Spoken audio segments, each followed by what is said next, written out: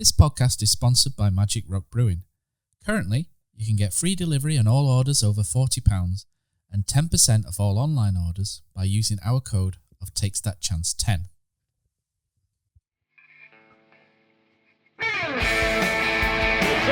Jepson's there, Billy in, a goal, Chris Billy, Huddersfield Town. The most famous goal of Chris Billy's life. Is this the moment for Lee Fowler? It is. Take your place in Division 2, Huddersfield Town. Ruby and Steve Simonson's boots now. He's missed. Steve Simonson clears the frame of the goal and collapses in a heap of tears. Huddersfield Town are promoted. Christopher Schindler has a chance to write his name in Huddersfield Town legend. And he takes that chance!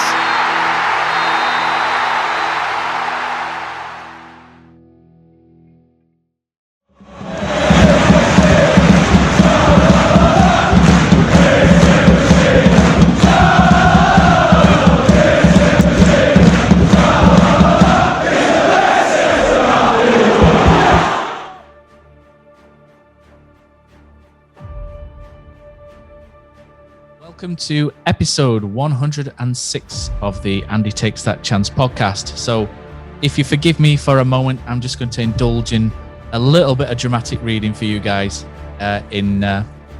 just for someone we think is quite special. So, on the 11th of May 2021, Huddersfield Town announced that after 5 years, 184 appearances and 5 goals, that club captain Christopher Schindler would be moving on. The last man standing of the raft of David Wagner signings that got us to the promised land. Christopher Schindler, an imperious defender, a captain, a leader, a talisman, a key component of the maligned, disregarded and disrespected players that scaled the heights of an ever-augmenting mountain driven from the back by handsome German precision and technical excellence. One who battled those attempting to pull us back down to where they saw us fit. A man who rose above all others, composed and poised when he had the dreams of 38,000 people on the end of his right foot and never shirked nor relented, thus naming this podcast. A man that helped smash a glass ceiling we thought impregnable and let us dream of a happiness not seen for 45 years. A man who flourished in his elevated settings and sat above his peers as the man for 2 seasons in those surroundings. He gave every ounce of energy, every bead of sweat, blood, and any other football cliche you can lavish upon him. Back in 2016, Christopher Schindler walked into Huddersfield Town as an unknown, but in 2021, leaves this football club and this town as a hero, a favourite, a giant, and a legend. Yeah, Christopher Schindler, this guy. All right, lads. Nice, that Matt. Nice work. So joining me this week on this episode, we have a bunch of sad, on many levels, weepy men all over 30 years of age, fawning over a footballer, amongst other things. Joining me, Matt Shaw, we don't have right now a tearful Phil Senior. He is somewhere at cricket, so hopefully Phil joins us at some point. The poignancy of Dan Porritt and the lament of Simon Copland. Are you all right, guys? Very well, thank you, Matt. Yeah, no bad, mate. Yeah, all good. Let me just mute that going on. So welcome to everybody on online as well. Dale Marsden, good evening, mate. Terry N72, Mike, Terry MD, Mick Henry, Julian, Nathan Mallinson. Good evening, everyone. 30 people watching. Have a chat in the chat box and let us know about Reading, first of all. We'll probably not spend too long on this, I would imagine. It's a game that nobody really wanted to watch, really. It was the Sheffield Wednesday game we were all quite keen, wasn't it, on watching. So, in and amongst Schindler leaving, the retained list, a new contract for Campbell, there was this unbelievably, this game of football. I think there's no better way to start off this podcast, really, than a quick blow of the old conch. The Josh Caroma conch. That's enough of that. What a free kick! That's enough for Reading, to be honest. Yeah, what a free kick though. Absolutely. Is that the review? That'll do. That'll do, yeah. But let's just talk about the free kick. Josh Karoma bangs that one in the top corner. Great work from Scott High before when he was the man brought down. And Josh Karoma, he's got, they're almost like it's a mix of feather and concrete in those boots, isn't it? You know, his touch is great. And then when he wants to just side foot it, you know, with a lot of power, bang, in the top corner it goes. Great free kick. Put himself out there as the top scorer out on his own for the season. Great goal, guys, yeah. Fantastic goal. Obviously seen him score a few free kicks this season. And he was on the pitch, so he wondered who would step up and take it. But yeah, couldn't have been placed better. Kind of lots of power in it as well. Great free kick. Hope to see many more next season. Short and sweet. Oz? Yeah, I can't really elaborate on that, really. Like I said, some decent work from Scott High in build-up. It just hit post, didn't it, just before. Quite unlucky not to get a goal there. But yeah, Karoma steps up, and it's nice to have an option from a free kick, innit? It's something we don't really have in abundance at Huddersfield Town for many years, really. There's some Benzer, isn't there, but he's got like 3 or 4 under his belt, but we don't really have a. I'm trying to think of it. It's not like you get a free kick 25 yards out though. You're not sort of thinking, "Oh, we've got a chance here," right? Or generally not, anyway. But it was nice to see him potentially cap his game off with a goal as well. It's nice as well to see Scott High looking, starting. Initially when you threw him in, you thought, okay, I understand that. You want to see 1 or 2 of the younger players in a game which is essentially a dead rubber, isn't it? So Scott High, I thought he showed some really good energy. I know Reading are probably on the beach, pina coladas and sandals on, flip flops, putting the towels down. It's all good, but I thought he started the game. Put that aside, I thought Scott High showed a lot of promise in that first half, and he showed himself there. You can see the makings of a good footballer, a good number 8. He showed great energy. He was pressing well, and his passing range is really decent. And he got forward, and you can see he's got good technique behind him as well with the way he hit that shot. There's a potential breakout player there next season, isn't there? And you can see why the club rate him highly from that performance. Pause. Si, one of you. I was to say, yeah, I completely agree, Matt. I think the thing, I echo everything you say about his performance on the pitch. What I really liked was his post-match interview, actually, and the way he spoke. For someone quite young, he comes across really well, really sensible, level-headed guy. You kind of sense, without knowing him personally, that he'll be the first one in training kind of when the pre-season kicks off, and he'll be really challenging himself and pushing himself to hold down a kind of first-team squad place next season. Based on everything I've seen so far, I certainly hope he does. Appreciate you want to talk about Scott High, but I think my only frustration a little bit with the Reading game was that we perhaps didn't see 2 or 3 more kids. I'm not necessarily clamouring for Millwall away the last game of last season where we got pumped, I think 5-1 was it, and lots of kids played. Scott High himself actually played that day, if I remember right.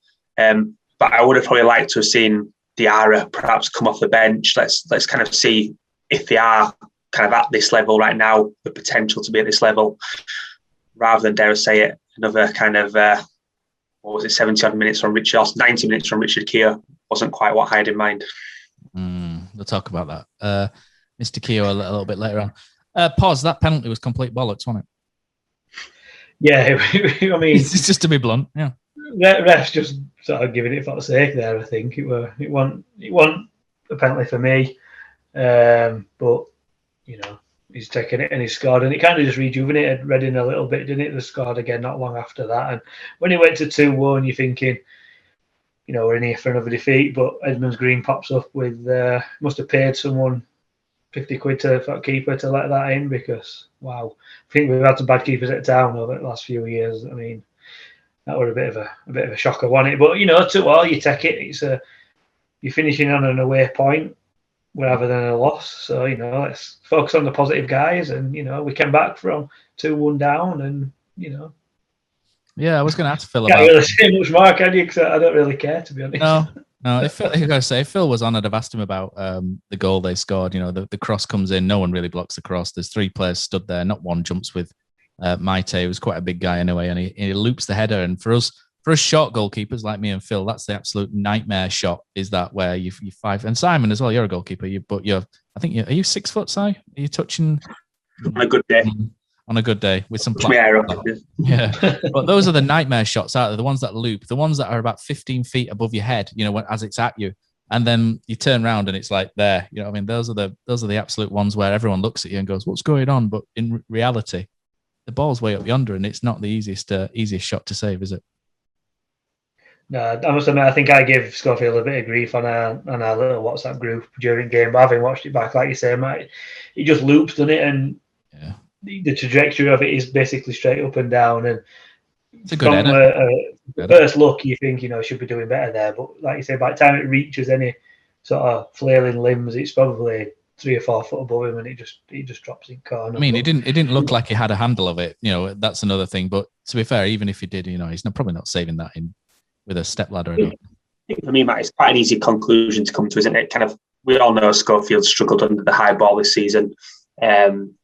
It's quite clear what his strengths and kind of weaknesses are as a goalkeeper. And when we concede a goal in the way we do, you automatically look to point the finger at him. I thought as he moved across his line, he might have got a touch too close to his near post. If you kind of look at the kind of clip from behind the goal, he's really almost on his near post. And I wonder if he goes slightly too far. But at the same time, he's a really, really good header, actually. And maybe we should have done more defensively at the back post, but sometimes perhaps you've got to hold your hands up and go, is what it is.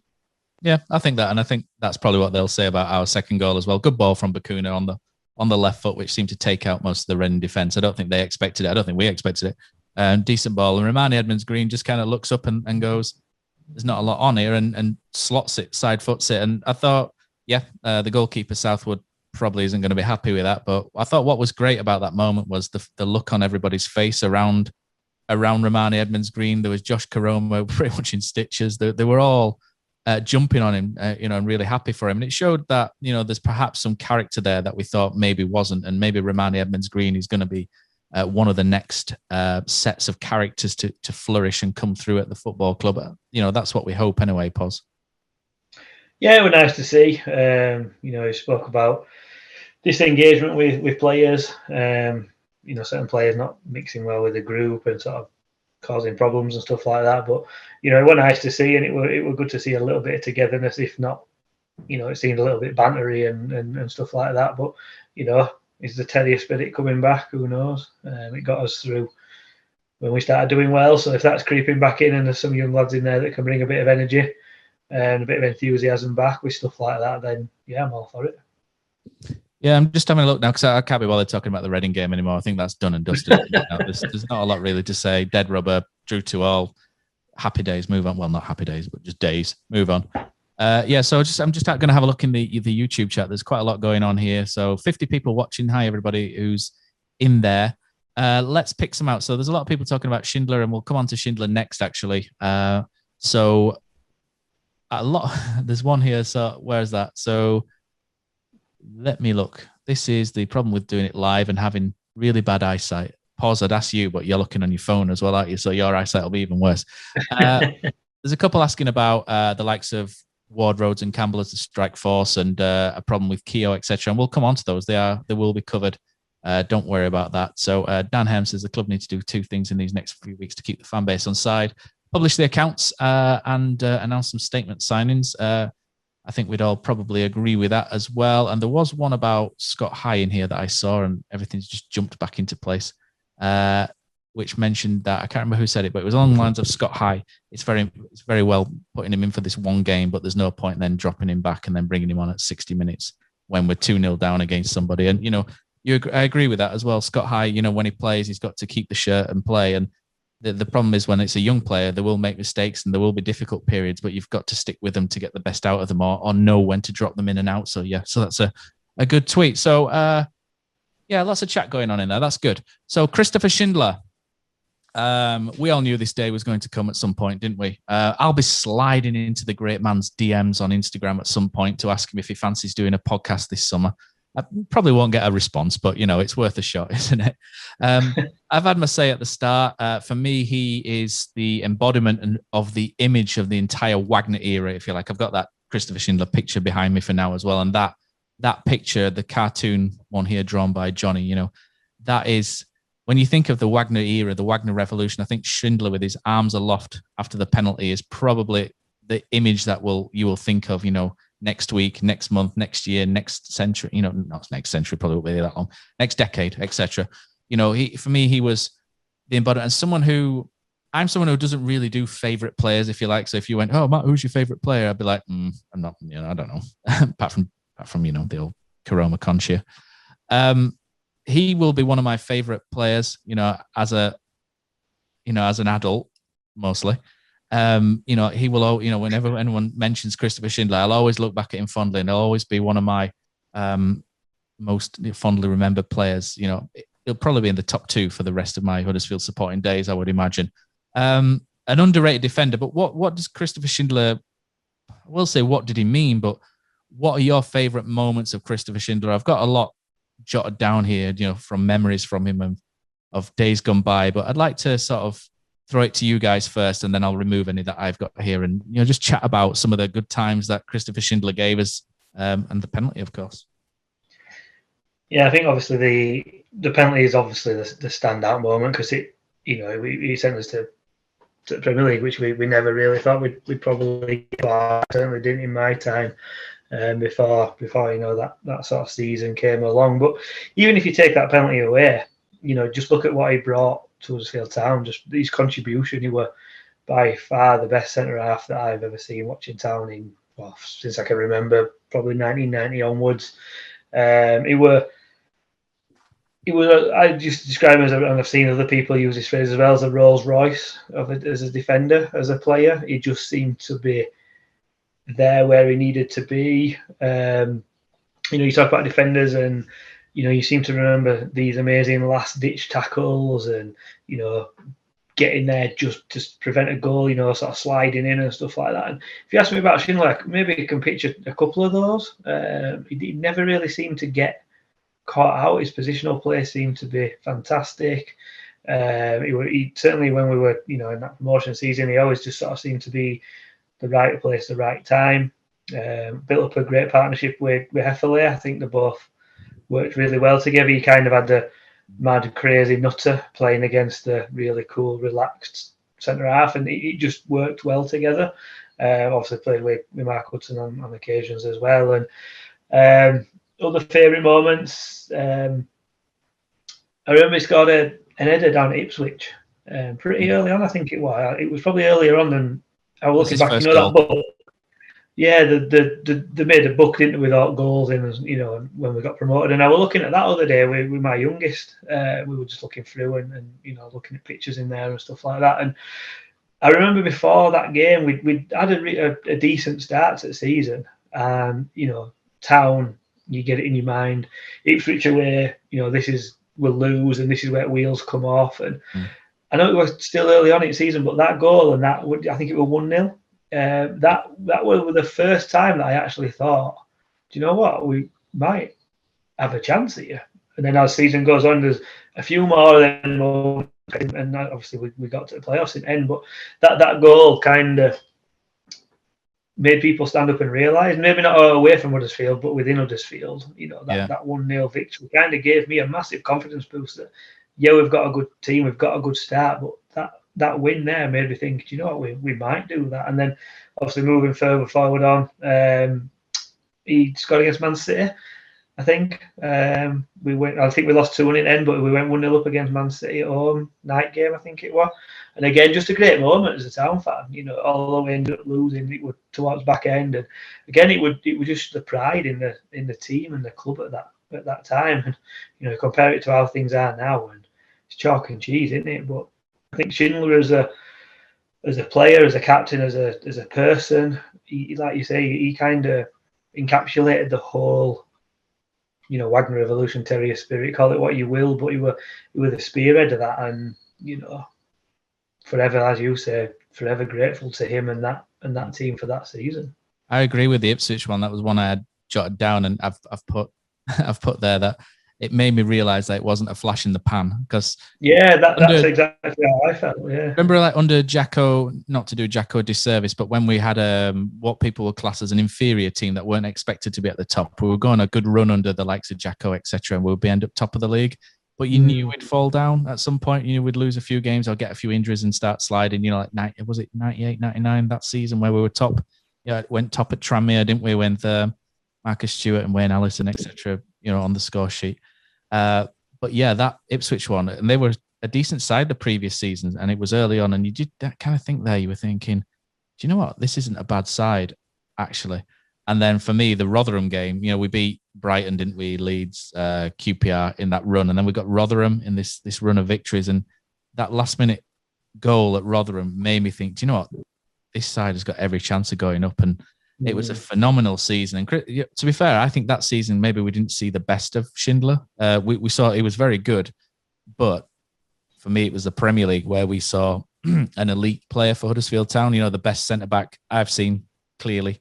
You know, Terence Congolo, Zanka, you know, decent players on their day. You know, we've seen what they're like off the day as well, but very good players on the day. But Schindler was still, for me, head and shoulders our best defender that we had in the entire Premier League. He was outstanding. Sai, what are your favourite moments? And I'll go back to my my list here of what I've got. Yeah, I'll come on to that in a second, Matt, but if I could just perhaps reflect on some of the things that yourself and Paul said there. Do you want to do a dramatic reading as well? No, but for me, he was the kind of consistency in terms of his level of performance was what kind of bore out more so than anything else. You spoke about Zanka and Congolo there, who on their day were very, very good centre-halves, arguably better centre-halves than Schindler. But for every good game they would have one equally as poor. And Schindler, particularly in those first 2.5, kind of 3 years at Huddersfield Town, was as a model of consistency, week in, week out, delivered performances to an impeccably high standard. If you kind of think about a newspaper or a kind of a football reporter in today's modern day, it was 8 out of 10 week in, week out. And I think that's going to be very, very hard for us to kind of replicate going forward. I think the other thing that, again, if I draw comparisons with perhaps certainly Congolo and other players at our club, but kind of clubs across the country nowadays, is Schindler cared. He really cared about the club, about the performances on the pitch. You sensed that when we played poorly, and particularly around the Ann Sievert time, etc., it hurt him. It really hurt him. And I think there's some interviews probably knocking around where he speaks quite candidly around how it was almost a weight on his shoulders. And I think players who care are becoming fewer and far between in today's modern society, and that's a real shame. And I know you want to talk about kind of Schindler in terms of what he delivered on the pitch, but I think there's two things for me that kind of demonstrate what Schindler was like as a person off the pitch, which perhaps I just want to talk about. The first was when we played Rochdale away in the Cup, January 2017. It was the day that Heffley kind of went up front. I don't know if you kind of recall. Schindler was in the stands that day. He was in the stands with all the Huddersfield Town fans. We packed out the side of the pitch, opposite the dugouts from memory.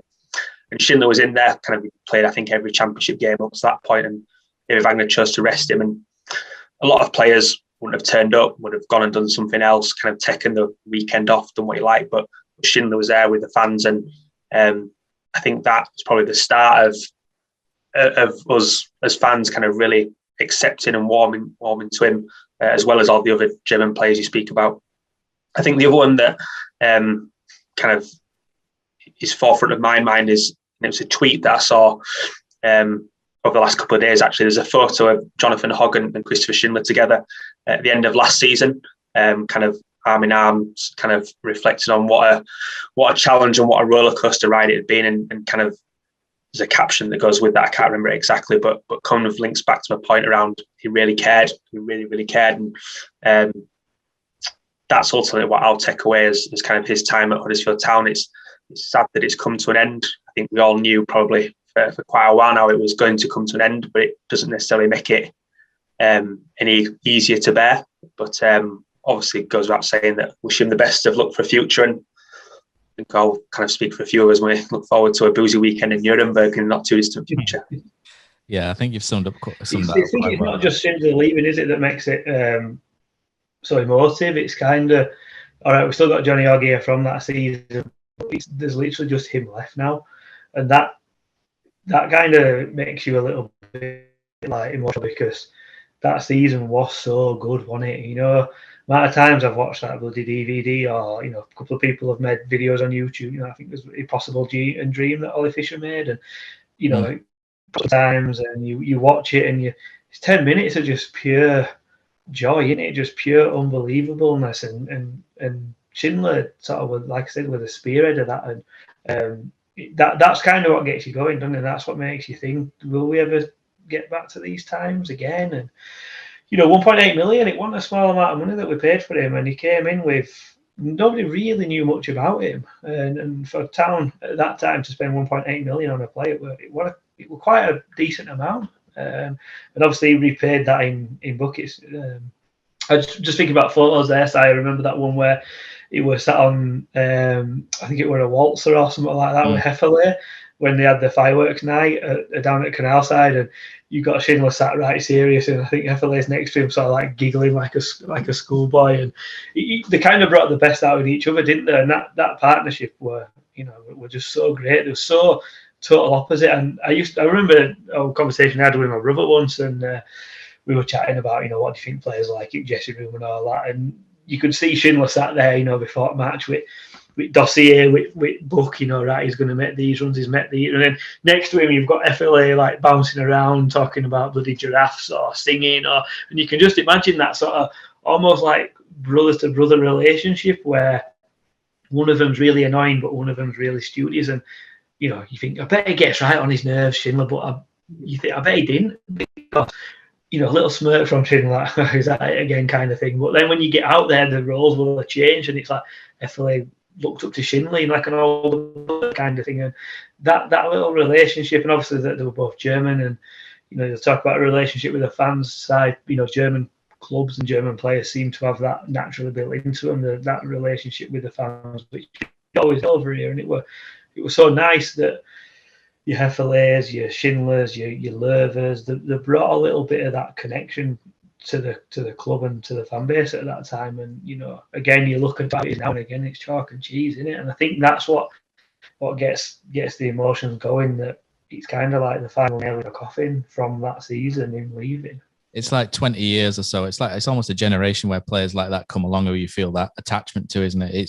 It is really disappointing. Some of the things I've got on here written down on my agenda is the story what Dean Hoyle told after the penalty, whereby Christopher Schindler said, he wanted to take the fifth penalty because he was the record sign, and he wanted to take the responsibility and give value back to the club, which was outstanding, really. Do you know how he just didn't, like I said in the intro, he never shirked anything. He was always just this calm, composed leader, not someone who shouts and balls. He's not your Peter Clark style leader who, you can see he's very vocal, bit Stuart Pearce like, beating his chest, but he just led by example, with a calmness, very different leaders, but both very effective in their own way. The Burnley game, do you remember the Burnley game away, which I think was the second season where he got knocked out pretty much with an elbow, and it completely bust his nose, and in the same move he got elbowed, and then Burnley had a shot and he got up and no, that was the year before, but he almost got knocked out, bust his nose, and then but Burnley were about to have a shot, and he got up and he threw his head in the way of that was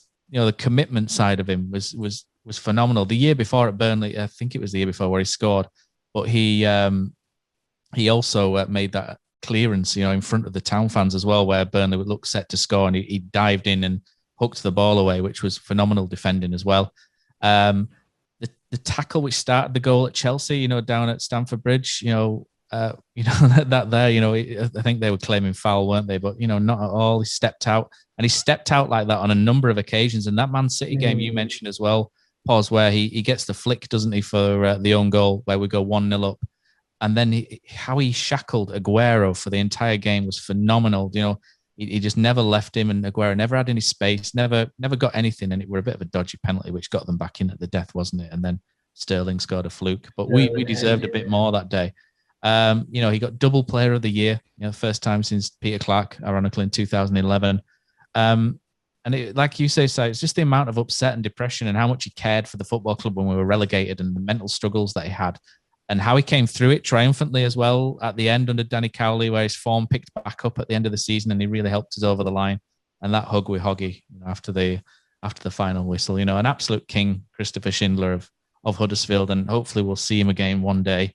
Whether that's just doing the draw on the pitch or whether it's a testimonial for Hoggy, like you mentioned in his farewell stuff. But shall I throw to YouTube now? Because I did ask the question. So let's have a look over here. So what have we got? So Phil Marston, the penalty. It was the only one I watched from my position up in the gods. Phil, you paid all that money and you only watched one penalty. That's shocking, is that, mate? Nathan Mallon, Schindler was perfect for us, did his job, didn't complain, always had time for the fans. Remember being at Wembley and one of the lads I was with was crying when he scored that penalty. I reckon that was you, Nath. Dale Marsden says, not a single moment for me, which, it starts off quite typically Dale Marsden, and then he says he was just dependable and was 8 out of 10 before a ball was kicked, brought a calmness to defending, something not usually associated, which is spot on. Kosi Bear in the house. So you've come in to save us because Phil's let us down. We're just in the middle of our... I brought Kosi in because, we do a foursome, don't we?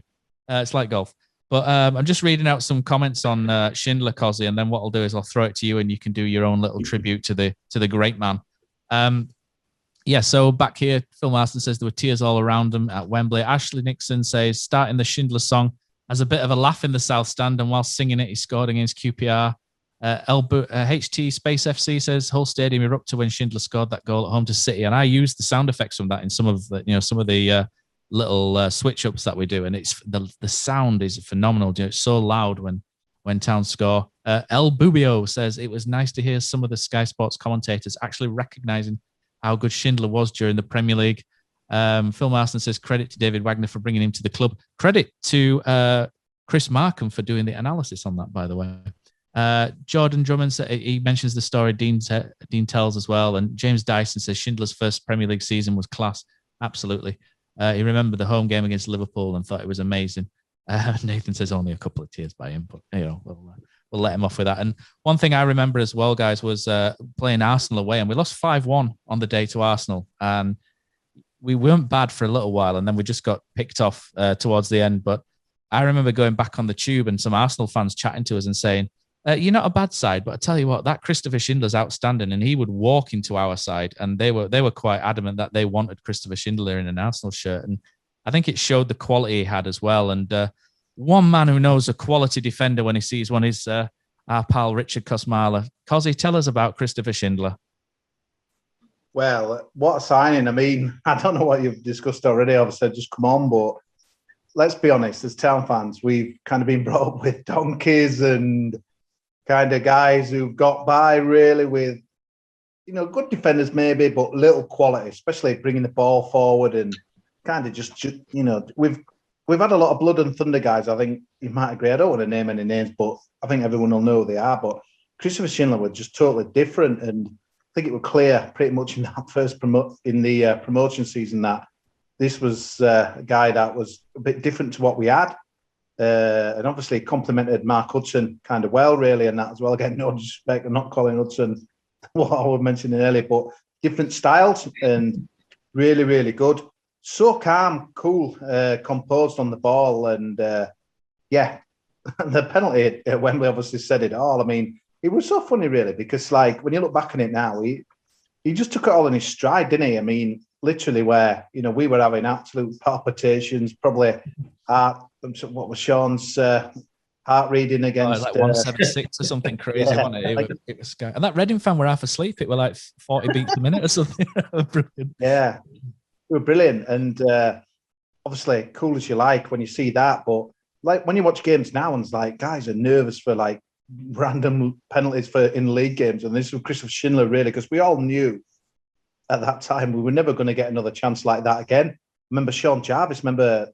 In the build up to the game, we bumped into him at a couple of hours before kickoff, and he just said, "Cos, this is do or die now, or never. We will never get another chance like that again." And it's like when you hear someone like that, like high up in the club, and we're like, "Wow," just like this is. And we all knew it, didn't we? But absolutely just fantastic defender. And I think what were really interesting as well when we went into the first Premier League season is I just thought, when you look at a lot of our players who would make the step up, there was obviously a lot of players where it was kind of like a game of guess who, where you're kind of flicking them by at you like, he's not good enough. But you always hoped Schindler would be. And 100% that first season when we stopped up, absolutely sensational. And, we owe him so much. And yeah, it's so disappointing that it's just like he hasn't got his proper send-off. And yeah, he'll come back for an odd game or what have you. But it's, I've never known such an outpouring for a Town player going. I don't know if it's been discussed already. Sorry if I'm going over all ground, but honestly,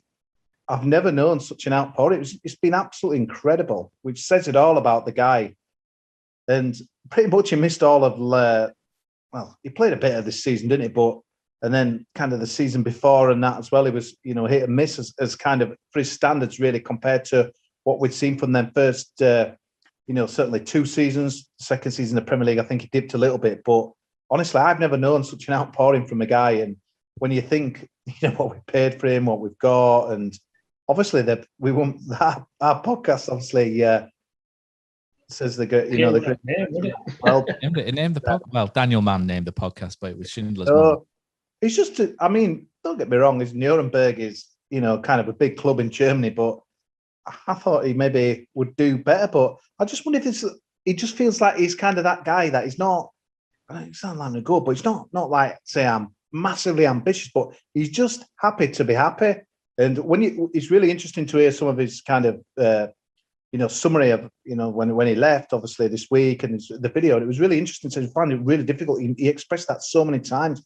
Really difficult to settle. So when I was hearing that, I was thinking, wow, you were a legend before, but even more now, because it'd been so easy, Matt, wasn't it, just to like sack him off, sack Huddersfield off, sack the kind of league off and, homesick and stuff, but he's stuck in there. And honestly, the guy, absolutely sensational. And I remember Russ Fotherby, Jimmy McTominay said we should be building a statue of him. I remember him saying that after the promotion, but yeah, it's sad really. And then there was one of Jonathan Onk, but it's there's players that come and go. There's loads that won't be remembered, but there's Christopher Schindler, and honestly, it still gives you goosebumps, doesn't it? Daniel Mann's commentary, and not Daniel Mann, sorry, Bill Leslie in it commentating. It's one of them, isn't it? It's one of them. I think it is Daniel. Yeah. I'll check it.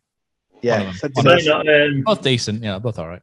So he might not get the statue as per Russ Fotherby, but I've just ordered a man shed for me, like a summer house pub type thing. And I've been debating what to call it, and I was toying it between Boothys, Wagner's, and Schindler's. But I think this week is Schindler's Piss. I just need to call it Schindler's Bar. So, Chris, if you're listening, and probably not, but if you fancy popping over for opening, there's a pint of German ale waiting for you.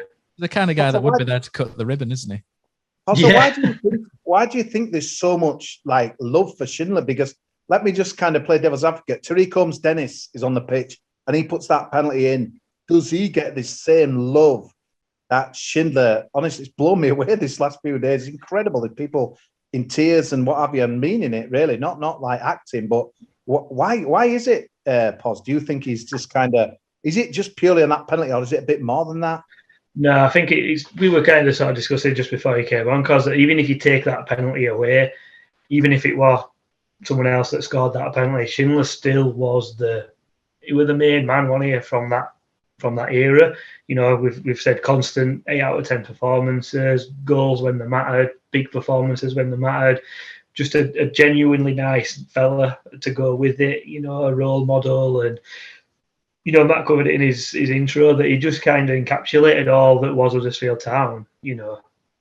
Good looking fella and all. That always wins a few fans over with the ladies, done it, and some of the men and all from what I've seen. But he just kind of had it all, didn't it? If you as a former centre half, if I could morph into anybody, it would be Schindler from recent times, because he just seemed to have everything. He just had everything under control. He were, use the term earlier, the Rolls Royce of defenders, just quality, but made everything look easy.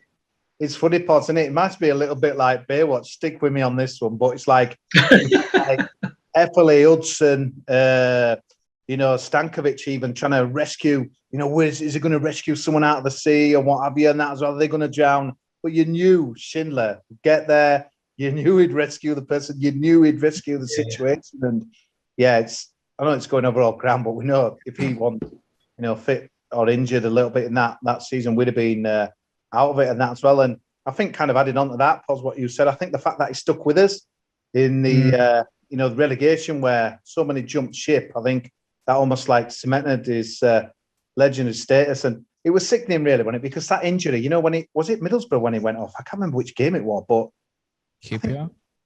I think I remember kind of a few was discussing. I think is this the last we've seen him? Because obviously it was a bad kind of pull and that as well. But it's honestly, I've never known an outpouring like it. When you think, I suppose, I don't know, we were like in 1928 and 29 when we lost Legends. If we'd have done a podcast then, but it's absolutely blown me. But honestly, it's like I've seen like people crying on my social media, and it's like it's no fake tears. These are like grown people. It's what a man. And we all knew it. It's a bit weird, isn't it? It's a bit like kind of a death, isn't it? Sometimes horrible deaths where you kind of know it's coming, but when it just happens, it like. I'll tell you what, Paul, Cos. I've never ever thought I would hear Christopher Schindler compared to the popularity of Pamela Anderson 1993 Baywatch. It's the off, mate. We had the F. We've got the off now. David Hasselhoff, but Hasselhoff or something like that. It's going down a weird sort of rabbit hole, is this? But the next thing, so Phil Senior is struggling to get into the group chat, which is great. So we're going to go from 3 to 5. Excellent. So we're going to have a bumper Christopher Schindler Love Fest. Right, we need to send that link to Mr. Senior. Kosi, can you just forward that to Phil, and I'll tee up the next. I might have to come back, but yeah. Oh no, if you're on your phone, I'll do it. And there you go, Dan Porritt. I have to do a Jordan Rhodes. Come back. No, it's all right. Right then, guys. So Christopher Schindler. See how quickly Phil gets into the group, and Phil can have his say on the great man as well. I think he'd want to do that. Here he is. Let's let him in. Better than never, FM. Here he is. Oh, he's still connecting. He can't hear us yet. Bit premature. Here he is, Mr. Senior. Phil, we've all been eulogizing over the great man, Christopher Schindler, and I think just as you've arrived, before we move on to the next point, just tell us your favourite moments of Christopher Schindler and what you think he meant to Huddersfield Town Football Club. Mate, what a legend! Just like he just wore his out on his sleeve. He was like, first and foremost, he was just a good defender. So in the air, he read the game well. He had knees like Boothie, unfortunately, but it was just he had everything, and I think it came at a time where we really needed that player. It was vital for us kind of moving forward. So I'm gutted that we probably didn't get enough out of him as much as what we'd have liked to, obviously through injury. But like the overriding memory, I mean, you can't look anything further past the numerous amount of slide tackles, interceptions that he put on the line, and the penalty. Like, how can you not just look at the penalty and the kind of celebrations that we see every time we do this podcast at the start? Do you know what I mean? It's gutted, really, absolutely gutted. And what a beautiful looking human being as well. The women in Huddersfield are going to be absolutely spewing. There's no Ian Hughes, surely. We'll have to just go with us now. God, can you imagine like a 3 at the back, Schindler in the middle, and bloody Steve Yates and Husey either side? Wow.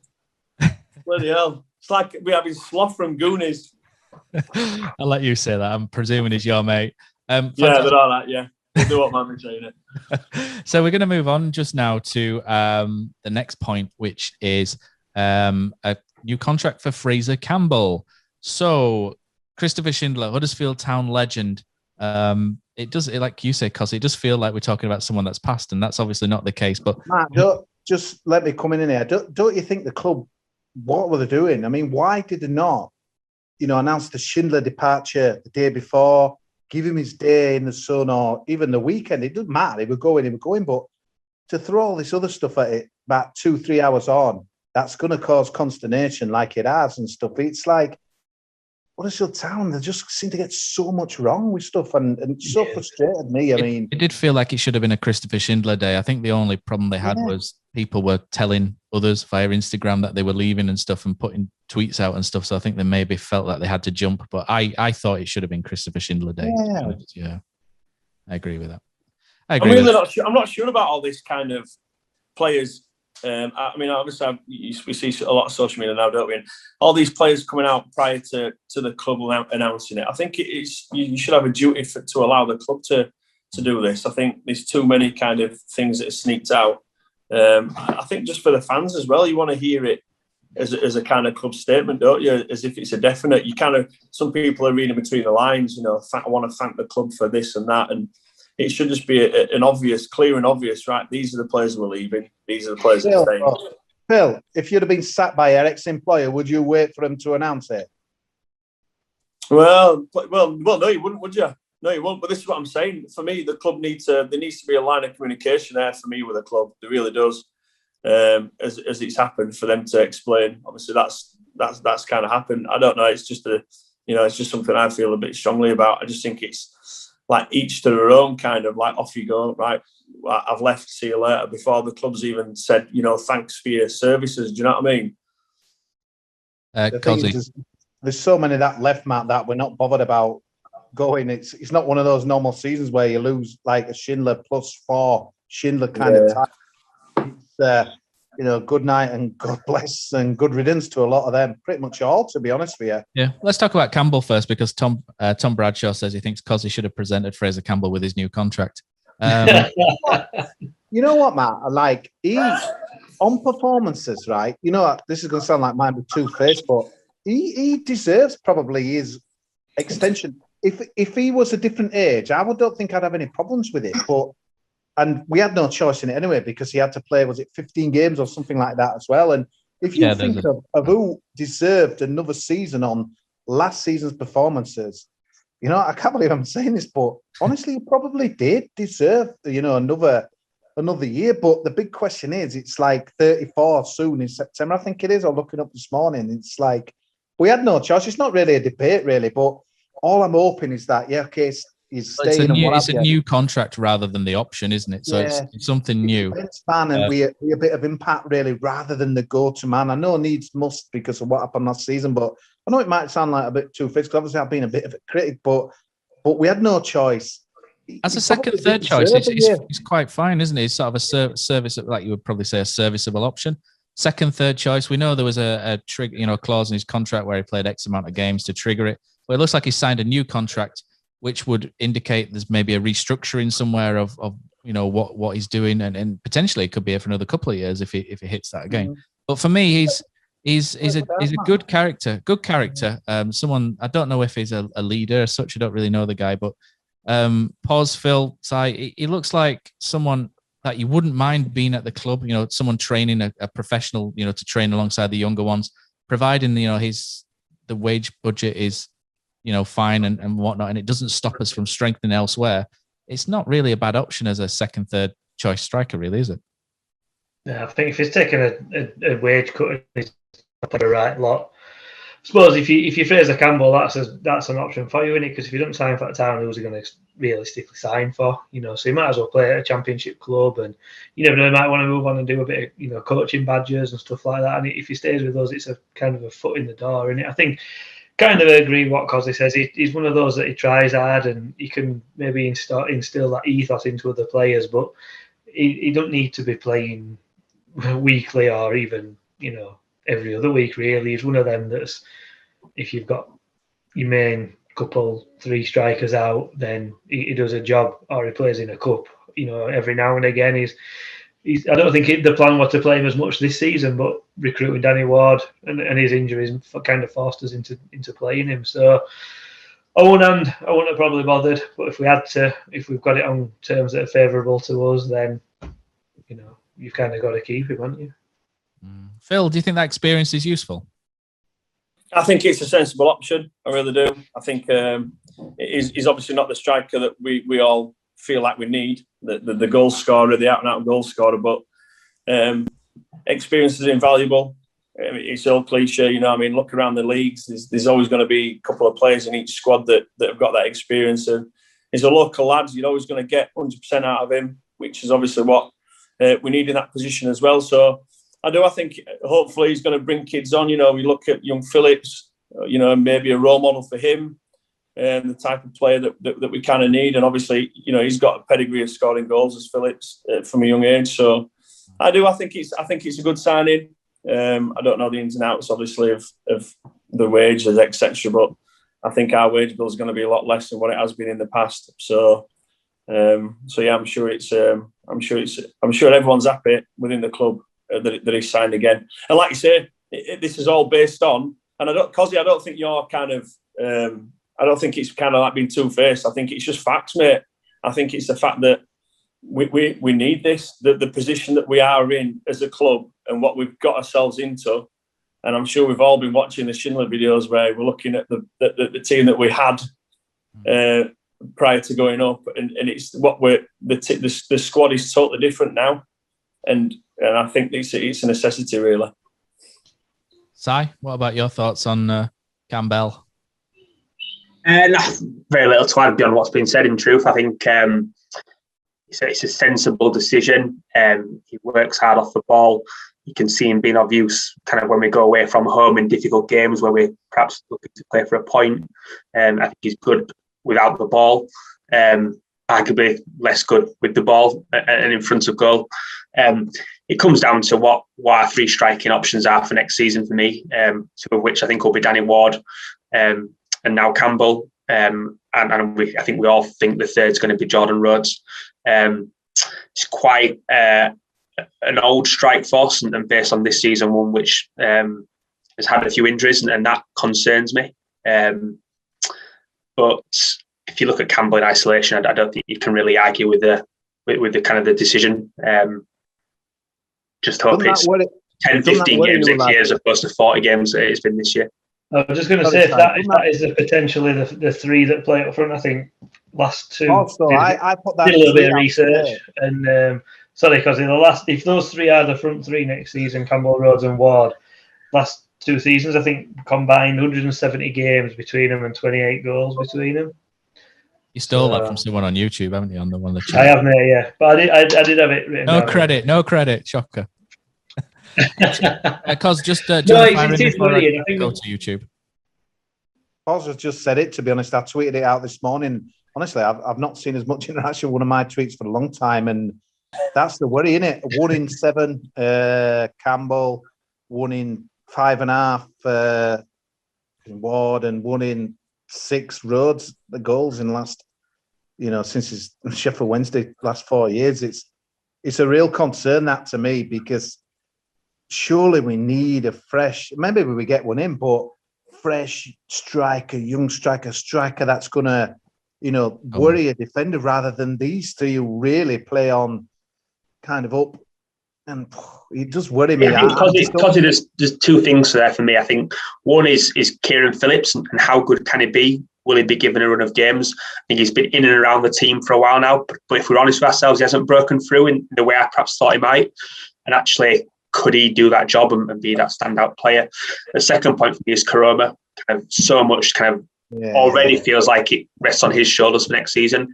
I think there's a few people that are questioning if he'll even be here next year, and that is a worry. But it does feel like he's kind of our main goal threat right now, and kind of arguably streets above our other options. So right between cotton wool and kind of lock him in your cupboard throughout this kind of pre-season.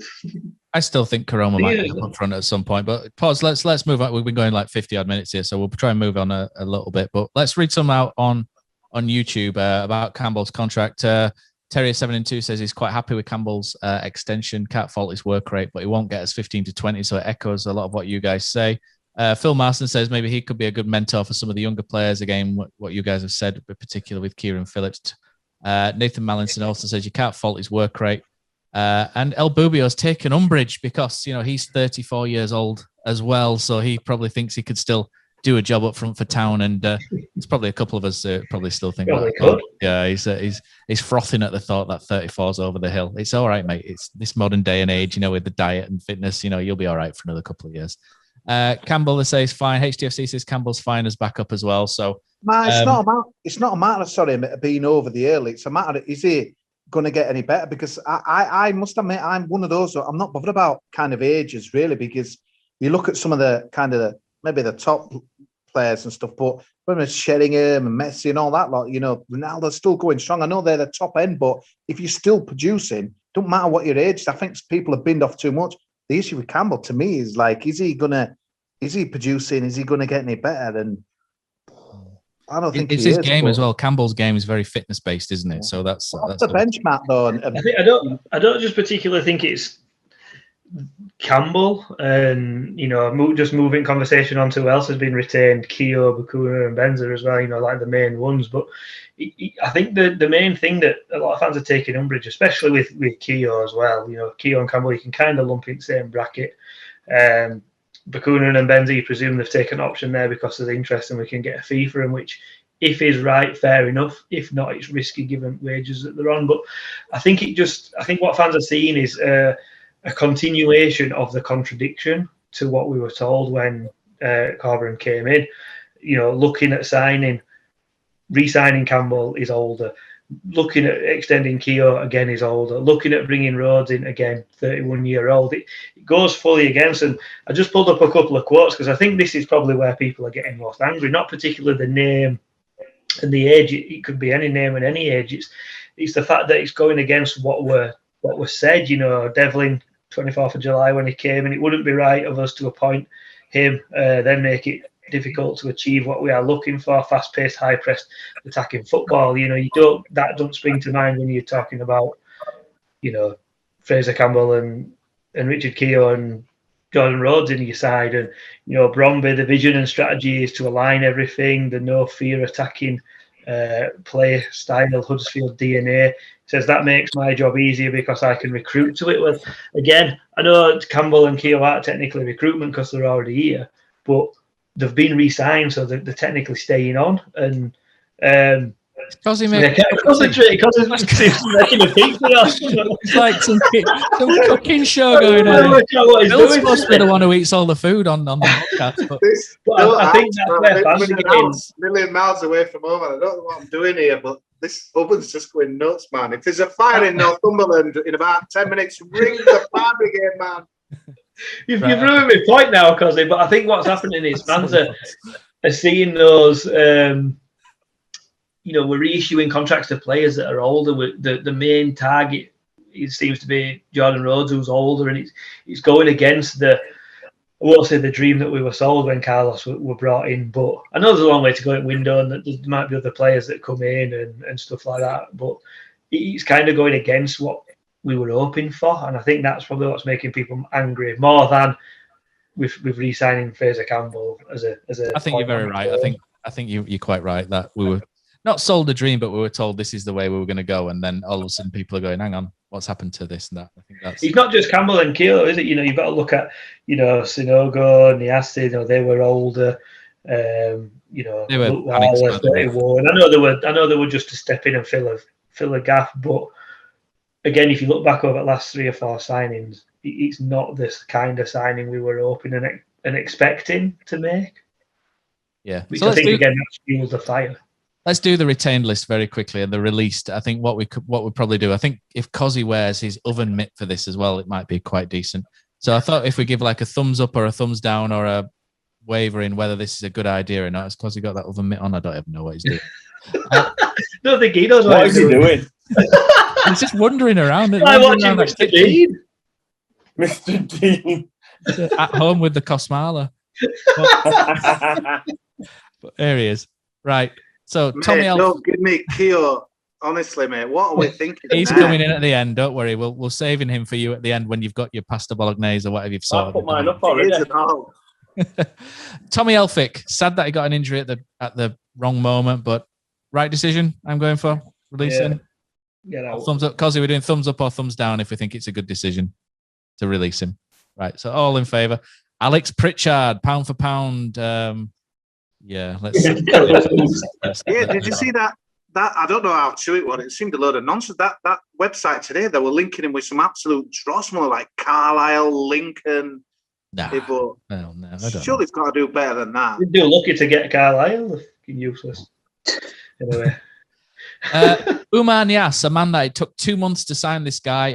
Town had to jump through a number of loopholes. The club went above and beyond to get him, and a complete freak injury 2 hours after signing a contract.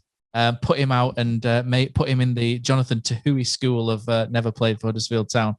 Released, God knows for me, but yeah, you guys seem to think it's a good idea. The fruit bowl of Kosi seems to think it's a good idea as well.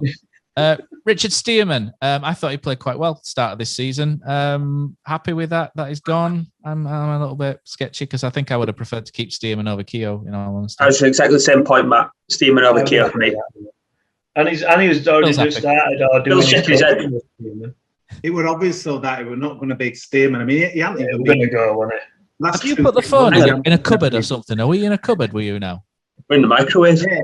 It's like being placing the son home and away. Like when they do home and away. This is a home. Honestly, I'm normally used to living in a 1-bedroom flat overlooking some right goings on, man. But no, going back to Stearman, it's been a strange one, hasn't it? With him, he's never got any football at all, and Keogh. There must be something more to meet the eye with the Keogh thing, Can I ask still a question? We'll come to Keogh. I want to ask still a question because I think Phil, am I right in saying you would have kept Keogh over Stearman?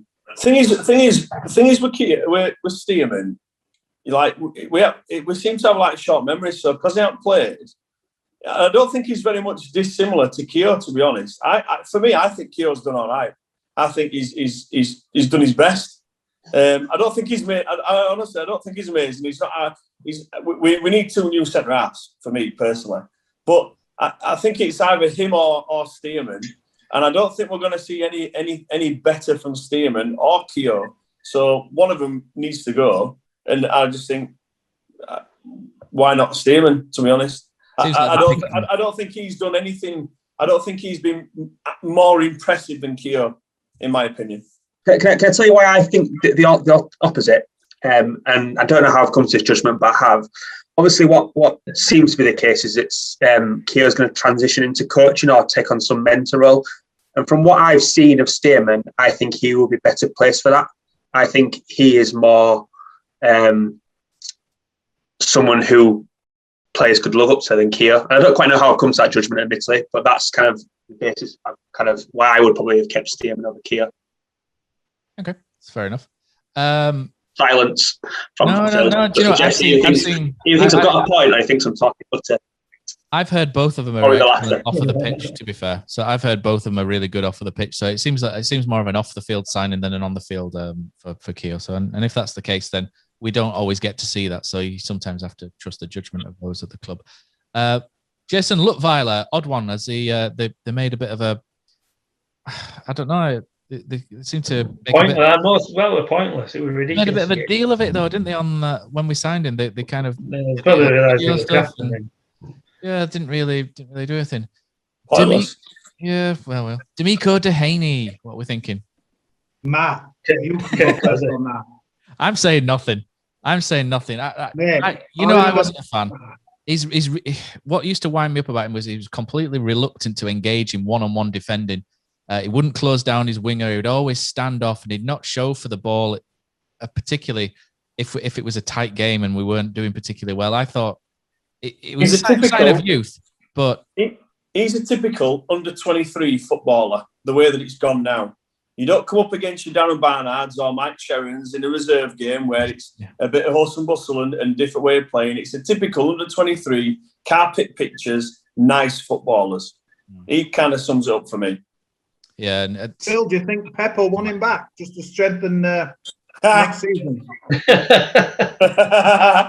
Yeah, it cover for who? Phil, do you remember that first game? I mean, I don't like picking on people, but that Wolves game, the Premier League, what his debut, wasn't it? That Johnson just take him off after 5 minutes. I don't think he's a bad player. I think he's a nice footballer. Technically, it's fine. Yeah, technically, he's good, but you hit the nail on the head earlier. Like we want a defender. We want someone who can defend 1v1. and you know that's just non-existent. So what is the point? Where are you going to play him? We moved him into middle of the pitch, didn't we? At one point, playing defensive midfield. You know, even in that position, he's still got 1v1s on the pitch. Get Anthony Lloyd back in. Got a bad injury, did poor Lloyd, didn't he, at one point? Yeah. D'Amico Dehaney, we're all in agreement. Jayden Brown, it seems a shame for me because I thought 18 months ago he looked quite decent, but he's not. Yeah. He's regressed a bit, hasn't he? So I'm a bit of a shame on that. But I remember that his debut at Luton. I think I remember talking about his pod. So I was next to his family in that game. You know, that one where Camille were like getting shouted by the fans, and but it was a disastrous afternoon. But I thought Jayden Brown did well and showed a bit of promise to me in that as well. Yeah. But it's if you'd have told me that he'd have been released kind of from that moment so quickly as he has, I'd have been surprised. But I don't think he's never been sold on him as Carlos, has he? And I mean, the writing were on the wall, wasn't it, really, when we were playing Lewis O'Brien at left back, and there he was, fit and ready to go. But I mean, I thought he showed his class on his Instagram post, mate. I know Phil, you mentioned about stuff tweeting out or messaging out, but he always comes across as a bit of a class act, and I really hope that he gets a good club on that as well. And time will tell, but it was no surprise. But I just thought he was probably unluckier more than most. But again, when Carlos is not playing him, a bit similar, to Stearman, it were obvious. I felt like he'd spat his dummy out a little bit, to be honest. He had a chance there when Toff got injured to come in and make a difference and to stamp his, and he didn't take that chance. And didn't he? Silly. Yeah, exactly. And for me, that's writing on the wall straight away. Sanogo. Sliding doors moment, I think David Hartrick said on their podcast earlier when he missed that penalty. He looked all right holding the ball up, but you could play this guy for, you could give him a 3-year contract and he's not going to score a goal in those 3 years. A non-scoring striker, mate. How many of them have everybody else gets a 3-year deal, so he might as well. Yeah. Sanogo, I'm thumbs up. I thought he did okay job, but all right, but we're never going to score many, so see you later. Good effort, mate. But Joel Pereira, are we sad to see him go? All Poppadom, see you later. Opposition are sad. What about that game against Stoke? I mean, we'd all heard the horror stories about him, didn't we? Obviously from he's conceded 11 goals in 2 games. Norwich wasn't his fault, at all. But actually, it doesn't look good. I'll change my mind. I actually want to keep him because he could be down as a worse keeper than I was for Town. Keep him a bit longer. Put my stats next to his. I look class. Carol Lighting, sad to see him go. Sad that we didn't probably get as much out of him as what we did because of the knee injury. I'd like to see him back if his knees. Well, I don't know if that's a thumbs up, thumbs down. We didn't really have much choice, but thumbs up if you want to see him back next year. I think I'd take him, but I think there's rumours that his knee's not 100%. So if it's a risky to sign him in it, maybe bring him back on loan again and with an option. If that's something we could maybe Boothie could mentor him, Phil, about how to handle these bad knee injuries. Because Boothie played. What though, Matt? When we played well this season, Carl Lightning's been one of the key reason why it happened and that as well. And that's what I'm saying. His quality and the doubts of the injuries is probably going to kibosh him. But this is the worry with the recruitment. You need creativity. We have got none. And he was no Smith Rowe, but he was good when he was good. And it's a shame really, and that as well. What's happened to him? Smith Rowe scoring for Arsenal's first team tonight. I think we were very lucky to get him last year. Looking how well he's adapted. Richard Keogh. So we've touched upon him mostly, but Town concede on average 1.7 goals a game when he plays. It doesn't really seem like he's set for the way Carlos wants to play. You push the fullbacks high, that stretches the centre backs and drags them, puts them out wide, and Keogh's not really comfortable out there. How many mistakes has he made though? In terms of stats, it'd be interesting to see these Opta stats and Prozone. Quite a few, I think, but I don't feel like when I watch. I don't feel like if you look in terms of his positioning and where others are in and around him, he mostly knocks the ball away, doesn't he? He gives the ball away in silly areas. He did that a couple of times. I agree with that. Yeah. Norwich, square pass. Yeah, and he didn't jump for the Reading goal, but we don't care about that. The richest man in the north of England, isn't it? Maybe we could get him on board. Never mind on pitch. Get him on the board. There we go.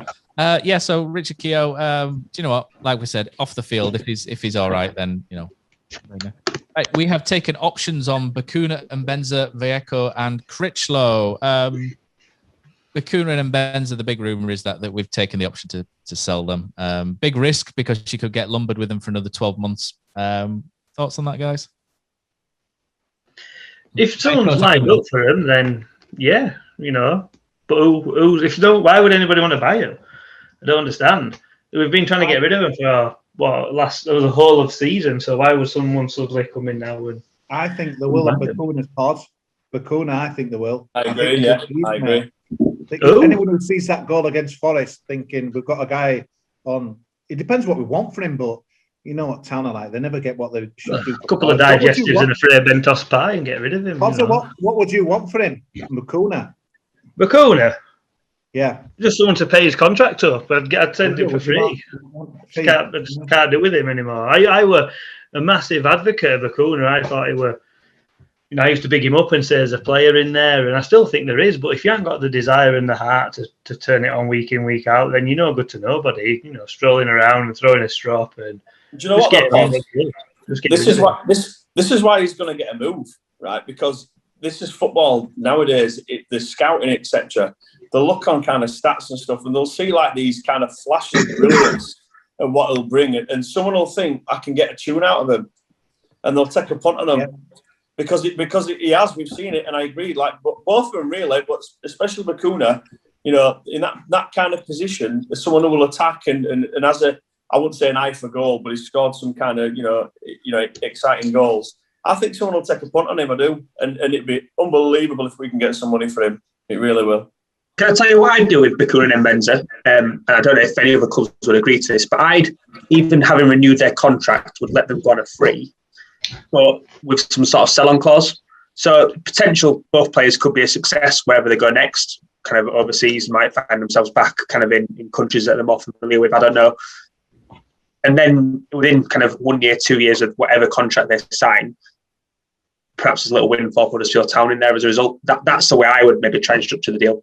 But I don't know. That would be. Benza was so disappointing though, wasn't it? Because obviously the Premier League, forget it, but he was winning everyone over, wasn't he? Obviously, dead ball specialist, brilliant on that, and showing a lot of quality. And I was thinking, here we go. This is, a guy who's, wow, he's defied the critics. I remember when it Neil that I said, there's going to be one person at the start of this season that we've written off that'll come good. And there he was. Yeah. But since the new year, he's just gone back to like the Benza the last Premier League. It just... He's had a lot of injuries. He's had a lot of injuries when he's played. His hamstrings and his groins have all been taped up with the blue. I can't remember what the tape's called. Pause. Is it kinetic tape? I think it is. I think he's been a bit. But at that point, a move though, like he'll get a move to France or somewhere. I'm sure. Might partner with the Academy again. Be a lethal force. Turkey, I think. Right, guys. So, Critchlow, Vallejo, I think is a good option. I think we're all with thumbs up, won't we, with Vallejo and Critchlow? I think we all think there's probably a player-ish there. We think with Romani Critchlow, a good option maybe. Let's have a very, very quick have a look. So I have asked. Oh, there's quite a lot here. What's going on with the retained list on YouTube? Let's have a look. So El Bubio says Vallejo retained, greatest news we've had in a while. Yep, I agree. Vallejo is a very good player. Terry 7-2 says retained list spot on. Phil Bacuna and Benza just funds on a resale. Phil Marston says he's surprised we've retained Bacuna, but again, surely to get money for him, which a lot. Dale Marsden disappointed we've kept Bacuna and Benza, but hoping they've retained to sold. So pretty much everybody's saying the same thing here. They haven't signed the contract though, have they? Am I getting this mixed up? It's an option, so it's a club option. So the club could extend the contract by 1 year if they chose. And they've got no choice. The players could sit. They've got no, it's in their contract. No, it's in the contract. Legal. Yeah. Okay. So I presume that means that they can't change the term, so they'll be still earning what they were earning before. So Premier League wages.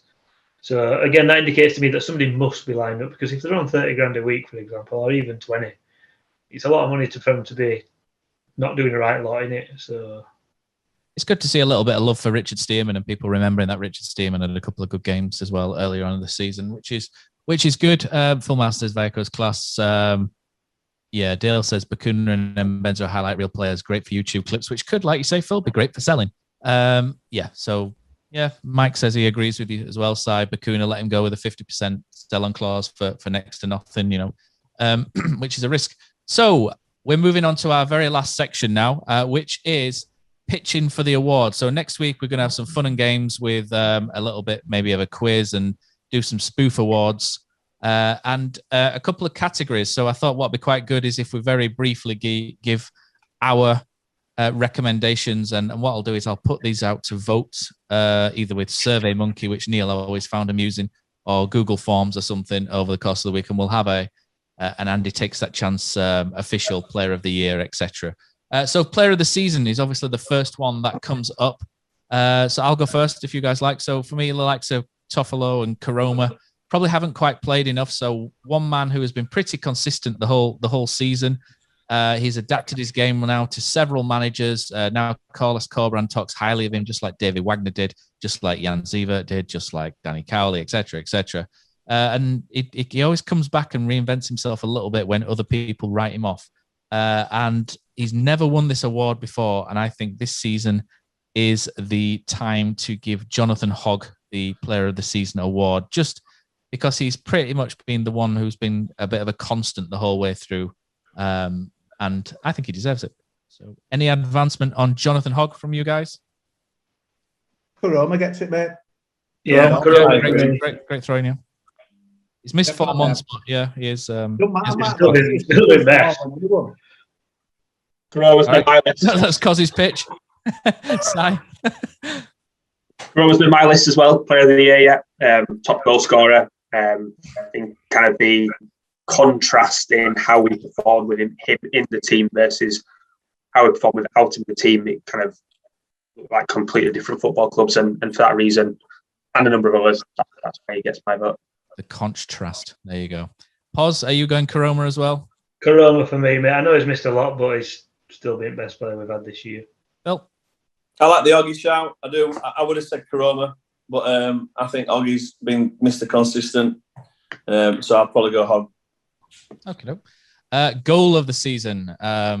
Again, so I'll go first again and let you guys gather your thoughts if you like. So, so Dwayne's goal against Swansea was a great strike. But my favourite goal is Juninho Bakuna at home to Derby, which was played quite a lot on Quest and Sky Sports. It was a window into what Carlos Corberán football. I'm not trying to use the word for Carlos ball, but it was a great window into what could be the future for Huddersfield Town to Carlos Corberán, where Ben Hamer plays the ball to Nabisar. Nabisar plays it to Toffolo. Toffolo and Fraser Campbell and Bakuna do the little pirouettes and spins, and it's a brilliant counter-attack goal started from the keeper and finished by Juninho Bakuna. And it's from one end of the field to the other, and it was one of quite a few. But for me, that was my favourite goal because it was the first time where you thought, you know what, this football, if it clicks, could be great to watch going forward. And for me, that was my favourite goal. So Cosy looks like he's going to fire him with one of his favourites. Just before I do that, just to say, I've kind of taken a similar sort of approach. That's why I've gone for Josh Karoma when we're at home versus PR. Kind of picks the ball up, from the goalkeeper side around half, travels the length of the pitch, pace, cuts inside the defender, and then into the corner. And you're right, at that time, kind of just felt like things were clicking, and crikey, things unravelled quite quickly after that, didn't they? But hopefully there's more of that stuff for next season. So that's why I picked that one. You've articulated it much better than what I have. Oh, it's a great goal. Anyone else want to go next? I'm same as I. I've picked that exact goal, so I'll go with Si. Okay. I'm going to go Laurent Departure against Man United when he just took it past keeper, took left and pinged it. That was nice, wasn't it? I liked Benz's free kicks. I've enjoyed those this year. I think it's nice to see someone being able to actually take a set piece properly. So any one of his free kicks really for me. Cos? Yeah, just same as you, the Derby goal. And I'm normally a guy who loves something going in off a post or 30, 35 yards.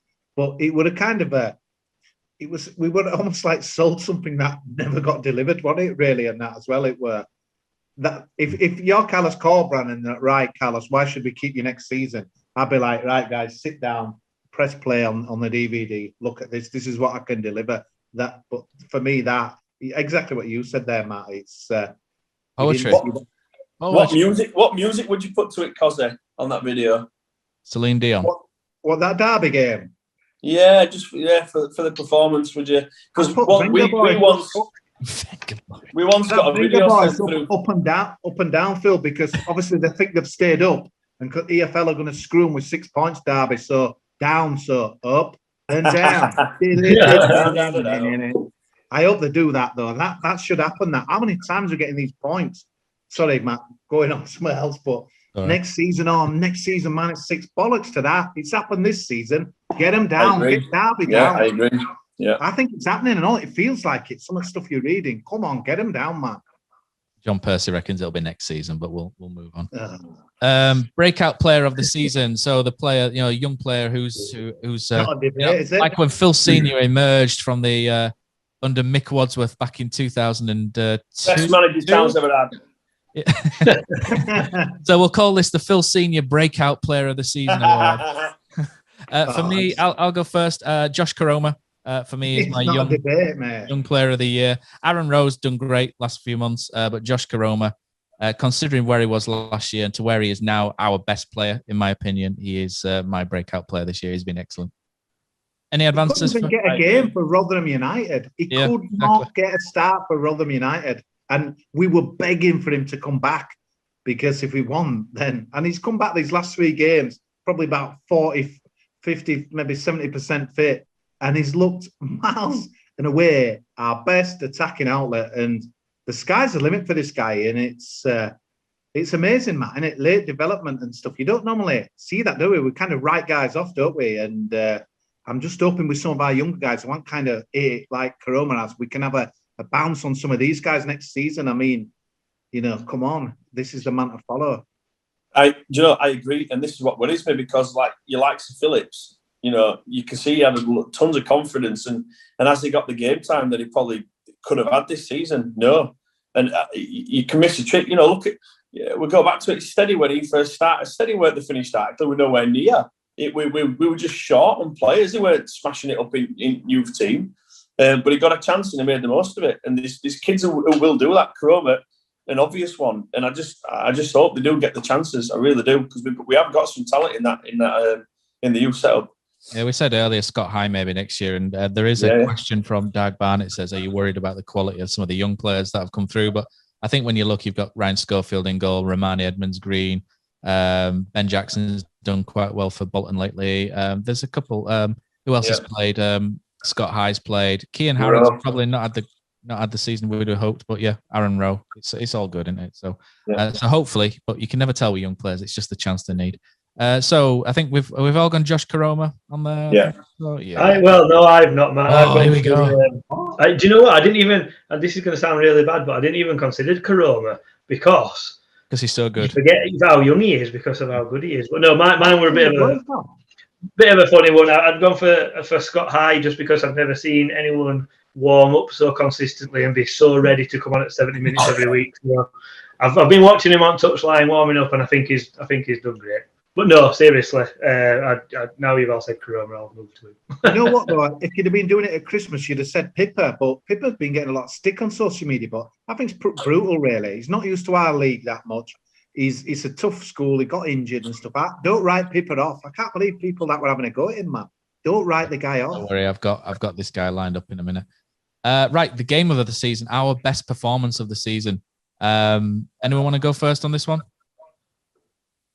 Shall I go first? You've all gone quiet. That one on list you sent now, Matt. That's a curveball. You've thrown that one. Come on, Matt. Game of the season, a performance of the season, or game of the season? I might have put in the. I'll throw a Blackburn in because it just sticks out. Blackburn at home with Naby Sarr getting a couple of goals. I don't think it was overall brilliant, but when he scored that winner, it kind of. I think you said Kosi a few times. It was the only moment where everyone seemed to be all together. They all sort of pile on him in corner, and that kind of sticks out as a decent game that I remember watching. It's got to be Swansea, Matt, hasn't it? I mean, which one? The home one. I think it just came out of nowhere, and we were sensational. That first half, they had a man sent off, didn't they? But I remember their commentators at the time saying, "We'll settle." They will settle to lose to the mighty Huddersfield Town, who've been garbage for 4 seasons. They'd settle for the 4-1 defeat, man. Unbelievable. That's Just it. clicked, didn't it? That is a good one. That was my second, actually. Any others apart from Swansea at home, where Dwayne absolutely ripped them to shreds, didn't he? I love that Middlesbrough game because I felt we played a good side then, and we showed a lot of balls. Warnock got absolutely raged, which were funny, but I just felt we again. They came back and like kind of hit us, and we could have gone down. Again, it were false dawn though, wasn't it, in that early part of the season? That was giving me hope that we could dream of seeing our team on that first bit at league table. You know, when it shows it on Sky, you're like, wow, we could be on it. And we were for a couple of weeks, but then we didn't. For me, the Swansea game was a pretty much a good 20 minutes, and a little bit of it was a little so-so, but it was a good performance. It's up there in my top few. But, an outstanding 20 minutes, I should say, and a decent game. But one game I thought we were excellent for 90 minutes when we went away to Millwall. Millwall, I think if they'd have won, they'd have gone into the top 3 or 4. And we controlled them for 90 minutes and picked them off really expertly on the break with a couple of goals. And winning 3-0 at Millwall, I thought was an excellent result. And that, for me, is my performance. I'll tell you another one, Matt. Watford have absolutely bossed the league, apart from Norwich. They've smashed everyone out of the park. They didn't smash us, mate, on that Christmas. And everything were about how bad they were and Deeney didn't play, etc. And their manager got the sack.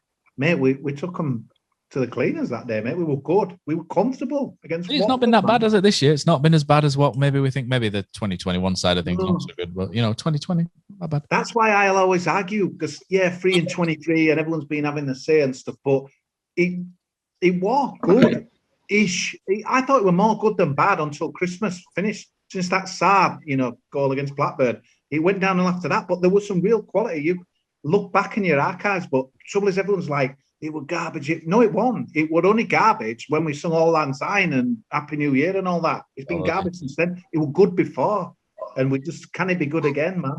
Moment of the season, the best moment. I think, Paz, you've probably got that Naby Sarr goal against Blackburn, haven't you? For all day, moment of the season. Yeah, definitely. Yeah, just for because he's singing afterwards as well. To be fair, Feliz Naby Sarr song. But it was towards the back end, wasn't it? And he'd cropped up with goal, and everyone sort of piled on. And again, and I've just said it, but we kind of had that feeling of togetherness again that was suddenly coming through. And then I don't know what happened over Christmas. Maybe there were a scrap at Christmas party or whatever, but it just seemed to disappear after that. It was weird. My moment of the season was River Island and Top Man selling out of white chinos on the back of Carlos Mania. We're going for a novelty one there. The low point of the season. This could be quite good, but I've put here that how poor we became post January after the injuries, and some of the injuries were sad. I think the low point, definitely the low point of the season is the Schindler injury and not being able to, and COVID, and not being able to say goodbye to a club legend. For me, that is the low point. The defeat to Wickham, though, was a real one. But losing 7-0 to Norwich on TV in the manner that we did, the worst defeat since losing 10-1 to Man City in 1987. Those were 3 moments I've picked out. But my low point of the season is definitely not being able to say goodbye to Christopher Schindler until I slide into his DMs on Instagram and he replies and says he'll come on to this podcast, of course. How about you guys? Go on. Norwich, I was going to say Norwich 7-0 on TV, never a great look, is it? So that was my low point. I just think, obviously, after Christmas, it's just been tough, hasn't it? Lockdown and then just poor performance after poor performance. It's not even like we've been in a game and like had that kind of. It's been hard to watch. I mean, God, last week, Reading game, I've never seen Sheff Wednesday play as much. Do you know what I mean? I watched half of their game. It was just the fact that we've just gone from, like Kosi said earlier, before Christmas, it was brilliant. It was nice to watch. We were enjoying it. There were loads of positive things, Chroma, etc., and Benza. And then for me, the negative really is just this second half of the season has been really difficult to go through, to be honest. I think the Norwich game for me, just for a strange kind of slant on it, really. We were 7-0. That Bakuna's got that armband on, a guy to me who doesn't epitomise anything with Huddersfield Town. No leadership, doing his own thing, does what he wants. It was embarrassing. And I remember at half time thinking, if someone had said to me, give us 7, because we were 5 down, obviously, I'd have took that. And that's as low as it get when you're quite happy, well, not satisfied, but you're content if the game ends 7-0 and it were live on Sky. The number of people that, what's that gone wrong with your club? I was like, where do you start? But it's like, I think Wickham's definitely there, Matt, but then they were proven. If you look at their running, that bad, they were bloody good, man. But, yeah, they weren't that bad. Yeah, but at the time, it was like, off. Yeah, you don't get any lower than that. 7-0 defeat on national TV, man. Terrible. The last one is the signing of the season. The best signing this season. I'm going to go for Pippa. I thought he became jaded. He's never played this amount of games before in a season. He's playing for Spain under 21s. He's going to the Spanish Euros as well. He came in for approximately around $500,000 is the rumored amount. Excellent signing. Credit to the people that brought him in. 100% on that one. Really decent signing. And I think he showed in the first half of the season what a good player he is. It's like I said, it's the most he's ever played before in his career, and he's been playing injured for months as well. For me, Pippa, hands down, the best signing. Carol Eiting's up there as well, decent as well, and you can maybe argue for another one, but for me, Pippa is the best signing we made this season. How about you? To me, it's not to do with football. It's that commercial man. Thank God he came in, because we were a shambles before, and he's got us a sponsor front and back. So to me, it's not on the pitch, it's off the pitch, mate. That's probably the only decent positive that we've had off the pitch, mate. That. Do you want another positive? My mate's just sent me a message. Colin Kwan has just got an equaliser for St Mirren to make it. Good call. Go on, Cole. Call. Chef Cock. What a legend. I think Aaron Rose, a guy who's given me a lot of art, because all you want as a Huddersfield Town players to see guys care and have a go, man. Because players look haunted at Town, like they don't want to pass and stuff. Certainly past January, but Aaron Rowe was different, man. And I loved when he got the ball, I kind of get a buzz. And after the time, he played all over the place. But there's so much to build on there. If I'd be excited when we do his pre-season next season, this is a guy who I'm really hoping that can have a big breakthrough 21-22 season. I think he can, man. And Aaron Rowe, big positive, mate. I love what he brings to Huddersfield Town. Just stop playing him foot right back, Carlos, and let him loose on that wing. Yeah, definitely, mate. You wouldn't want to mark him, would you? No. Signings, guys. Phil, you say Carol Eiting as the best one. I think so. I think it were quite key for us, to be honest. We needed that creativity, and you could see straight away as soon as he came on the pitch, the passes, the creative play going forward. And I think players just bounced off it, and I think he got better and better. He did obviously get tired, and obviously the injury killed him, kind of thing. But it was nice. It was less pressure on Oggy. He could play his own game, pick up the ball, and I think Vallejo as well. I think he was a really good signing. I think he's been able to fit into the midfield and in a back three as well. I'd have him in the middle of a back three. I'm not sure about playing him on the right side of a back three. I say, Phil, how good were he when he drove his car down Canal Side? He parked up, mate, got out of his car with his town bag, and what a player! Supermarket as well. Spent a bit of time in the supermarket, didn't he? What a player! Yeah, what a video announcement we're doing. Brilliant, mate. Great announcement from the club on the Twitter. Umar, you'll go down in history, mate. The man that never was. Shame, innit, really? Pause, Si. Who's your signing of the season? Any advance on what we've had? I'm going to go with Pippa for Pereira. Me as well. Pippa as well. Okay, excellent. That's the last one. That Luke Violet, he was brilliant, mate, wasn't it? Awesome, man. What a signing. Up the town. Just glancing over at YouTube, it's starting to simmer on there now. Some people say the best performance, Notts Forest, you can't say Notts Forest down there, can you? Nottingham Forest at home, Kieran Clark, Swansea at home. Some people are saying Fraser Campbell's scissor kick against Forest should be in the top few goals. That was a great goal as well. And a couple of people saying Hoggy for Player of the Year, and Jonathan Dennis says all the penalty misses. Whoa. I've remembered a moment of the season, man. We've missed it. Phyllis Nabissar, are you going to sing us out? No. Town v Forest, and it wasn't Campbell. There was an incident, mate. And it was beautiful to see, wasn't it? I know it wasn't football, but it was beautiful to see. And it simmered for 2-3 years on it. Jonathan Hogg. Do you remember when he steamed in? Harry Arthur. Beautiful scenes, that, mate, wasn't it? Wasn't that brilliant? He did leather him, didn't he? There's a couple of times he's got. There seems to be a bit of an issue there, doesn't there? But Good. yeah. I hope he plays against him again. Is that it, guys? Are we all good? All good to finish now? Any other match business? next week, innit? We haven't got a game. We're 2 unbeaten and all. We've got to build on that, guys. Come on, man. Yeah, so join us next week for some fun. What we're going to do, we out Scout Side follow, man. Yeah, the passion, the goals. Yeah, we're never again, mate, because we're back in stadium. Up your Scout Side follower. We're back. We don't want you anymore, mate. And anyone who got delayed the season ticket, they've still got to watch I Follow, man. Scouts, we're not bothered. You're not back on our screens, mate, because we're back in the ground, up the town, down there. I Follow. Shall we all just leave finish up then? Have a rant for 10 minutes. Yeah, just go get a drink. We'll all just slope off and carry on. Yes, so join us next week for some fun and frivolity. There'll be some spoof awards like we've just done and some return of the infamous Whopper Del Rey. We'll leave you with a couple of more pictures from some of our other contributors from the podcast, and hopefully see you guys next week. Thanks for joining.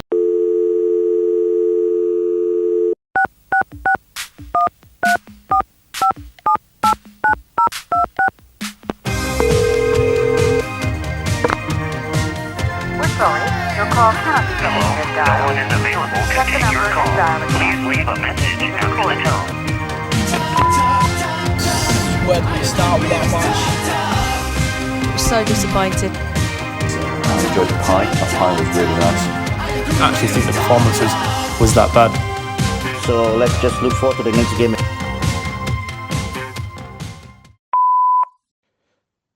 So player of the season, for me, I'm going for Jonathan Hogg. There's a few contenders, and I think Josh Grome is in with a strong shout for his goals. Lewis O'Brien's finished the season really strongly. But Hoggy has just been consistently good all season. He's got them playing. I think he deserves to win it this year. For goal of the season, I'm going for the 11-man goal scored away to Millwall on the 31st of October. Every single outfield player touched it in the build-up and before Adama Diakabi put it back across the box for Josh Koroma to score. I thought it was everything Carlos Corberán wanted his team to be. I think it's easy for the breakthrough player of the season. It's Josh Koroma by a mile. I think people now are used to the fact that he is a goal-scoring player, that he is a massive threat up front. But it's easy to forget that last summer he wasn't even necessarily in Carlos Corberán's first 11. It's been a huge season for him. Game of the season is very difficult because it's hard to think back to the good old days, isn't it, when Town were actually winning games. But I think I'm going to have to go for the 2-0 win over Watford. They were one of the division's top teams, and just before Christmas, it was when Town were at their highest in terms of confidence, and such a big result. Moments of the season's a difficult one. Again, it's hard to think of a positive moment, but one that springs to mind is Naby Sarr's last-minute winner against Blackburn. He'd obviously scored earlier in the game, and I don't think anyone expected him to be in that position, and for him to get onto that ball over the top and finish it like a striker was lovely. Low of the season, I think obviously people will point to the 7-0 against Norwich, and there's a couple of injuries that stand out, Koroma and especially Schindler. But for me, it's the 5-2 away to Blackburn. I thought that was as bad as anything we saw this season, and just a tactical mess. Signing of the season, there's been a few good ones. I think Carol Eiting was a great acquisition, and Alex Vallejo turned into a really good player as well. But it's hard to look past Pippa. He was signed for something in the region of £500,000 and has instantly solved what was Town's weakest position last season. He's been a great buy.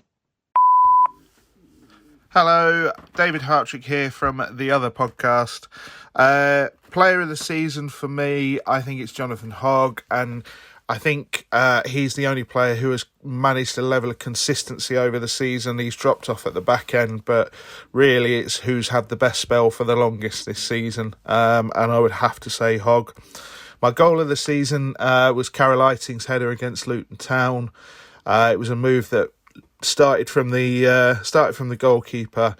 And the reason I like that goal so much is because it's perhaps the only time this season they've really cut through the middle of the pitch. O'Brien carrying it forward, couple of really incisive passes, and then shifting it wide at the right time.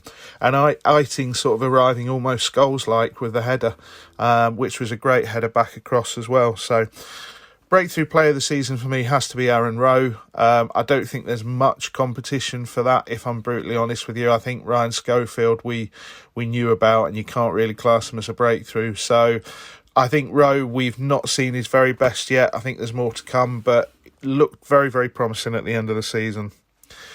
Game of the season for me is a difficult one because I don't think there's been a great many to shout about. I think if I had to be pushed for one, I might actually weirdly go for the 1-0 away win at QPR, just because I think it was an almost near perfect away performance, and it came at a time when Town desperately needed 3 points as well. There's not been an awful lot in terms of like really big spectacular end-to-end games to pick from, to be brutally honest with you. So maybe I'd go for that, just as close as we've come to a game where you could see a plan enacted from the first minute to the last minute. Moment of the season, I think probably the entire second half against Swansea, just coming out the blue like it did, particularly Holmes' absolute barnstormer from 25 yards, the one that bobbled up and he caught it lovely. I think nobody was really expecting that, and it just came out the blue after two very bad defeats. It was just a shame they followed that game with two even worse defeats, to be brutally honest with you. But yeah, that was a really good Saturday afternoon. Low of the season for me, I spoke about it on the other podcast, that 3-0 defeat to Preston, a few days after the desperate 2-0 defeat to Derby. For me, there's been the Norwich 7-0, the Blackburn 5-2, the Bournemouth 5-0, the Wickham 3-2. But that Preston game they were defeated before they'd even kicked a ball. I thought it was absolutely terrible, worst they've been all season. And that was the game that marked the switch to them going to something more pragmatic to try and get over the line. And I'm not really surprised because they were pretty universally terrible in that game. Signing of the season, I think there's a couple of contenders here, which is actually quite nice in a season of that's been relatively disappointing. I think Alex Vallejo is a proper footballer, and I'm very, very pleased he's here for another year. But I think you'd have to give it to Pippa, who has he's not played his best football at the back end of the season, and he's played injured for a long time. But there was a couple of months at the start of the season where Town were playing really, really well, and it's no coincidence that that's when Pippa and Toffolo were playing their best football as well. Hey up everyone, this is Graham Rayner, local stand-up comedian and long-suffering Town fan. My player of the season is without a doubt Jonathan Hogg. I've been impressed with how he continues to reinvent himself under the succession of different managers. He's like our version of Kylie Minogue with a new look for every season. Looking forward to next year seeing him in some gold lame hot pants. And he's the last man standing from our promotion-winning team now that Shindy's gone. So he, for me, is the main man at the moment, and a lot of respect for him. So well done, Hoggy. This is Graham Rayner again with my goal of the season choice, and I'm actually going to say Dwayne Holmes' worldie against Swansea. I say worldie. The ball took a bobble. It was probably destined to be a really soft shot into the keeper's arms, but somehow that bobble turned it into an absolutely quality goal and gave us the false hope that Dwayne Holmes might actually emerge to be a great signing, having joined us back in January again for a second spell at the club. And how wrong we were. So that goal is a bittersweet goal, but it was an absolute quality goal to watch on the day.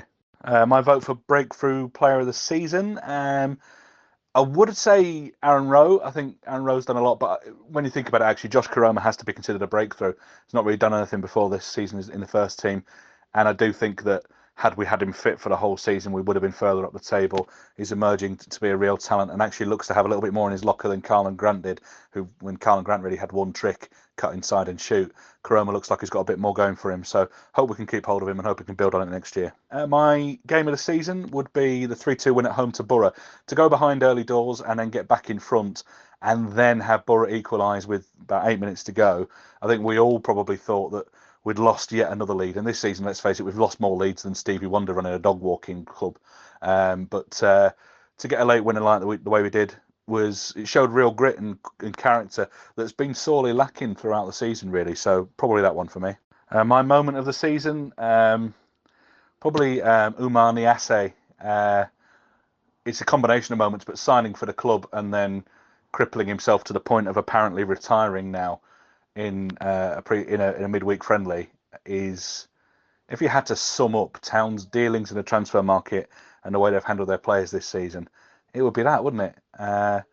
So as silly as it sounds, my moment of the season is Umar Niasse never playing for the club. So thanks for everything, Umar. Thank you. Low point of the season, so many to choose from. We've not really had many highs, but I would have to say, on reflection, it's the fact that Christopher Schindler has now left the club. Each home game, when we were allowed fans in, I would turn to my 11-year-old son and say, "You know I'd leave your mother for him, don't you, son?" And he would look back at me, roll his eyes and say, "Yes, Dad, I do." And I don't think any of the current squad or anyone we're likely to sign will ever fill that void, frankly. Goodbye, Shindy. Thanks for everything. Graham Rayner with my signing of the season. I mean, if anyone says anything other than Pippa, they are having a laugh, aren't they? Because none of the other signings have really worked out. Jason Lutweiler's looked really good sat on the bench, though. But no, I think Pippa has shown moments of real brilliance, a beard beyond his years, and he's a real prospect for the future.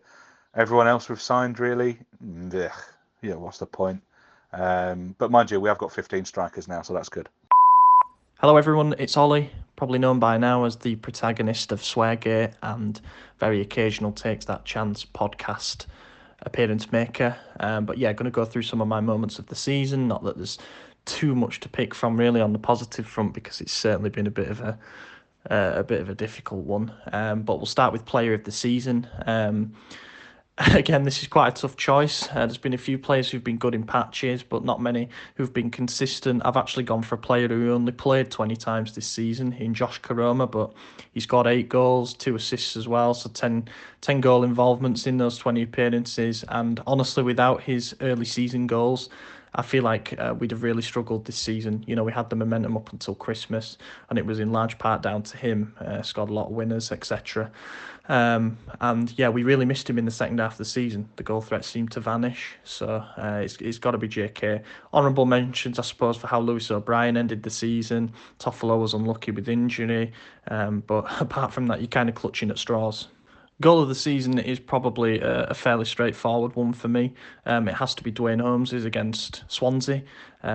You know, that was one of the more memorable matches of the season because of the result. And I know people will say that the ball set up nicely for him to strike it, but I don't care. That was just an absolutely phenomenal goal. Swerved away right into the top corner. Just fantastic. And yeah, it's a shame that he wasn't able to really contribute anything after that, but can't take that goal away from him. My breakthrough player of the season is Josh Koroma as well. I think it would be wrong not to name him. As I say, you know, his goal contributions, particularly in the first half of the season, were incredibly important.